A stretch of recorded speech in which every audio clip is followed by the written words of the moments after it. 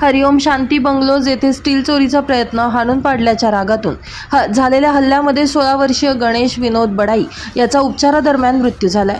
या प्रकरणी परमानंद उर्फ पम्या सुभाष भाकरे, नवनाथ उर्फ टॅब सुभाष भाकरे, सूरज उर्फ चिकण्या नागराज कांबळे व त्यांच्या साथीदारांना पिंपळगाव बसवंत पोलिसांनी जेरबंद केलंय। सिकंदर राजवंशी साह यांच्या बांधकाम साईटवरील स्टील चोरीचा प्रयत्न संबंधित कुटुंबानं हाणून पाडल्यानंतर आरोपींनी कोयता आणि दगडानं हल्ला केल्याचा आरोप आहे। यात गणेश बडाई गंभीर जखमी झाला होता। उपचार सुरू असताना त्याचा मृत्यू झालाय। घटनेनंतर आरोपींनी स्वतःवर हल्ला झाल्याचा बनाव करत पोलीस ठाणे गाठल्याची माहिती आहे। मात्र पोलिसांनी तपास करून चोरीचा प्रयत्न आणि हल्ला आरोपींकडूनच झाल्याचं निष्पन्न होताच त्यांच्या मुसक्या आवळल्यात। दरम्यान आरोपींना न्यायालयात हजर करण्यात आलं असून न्यायालयापर्यंत त्यांची धिंडही काढण्यात आली।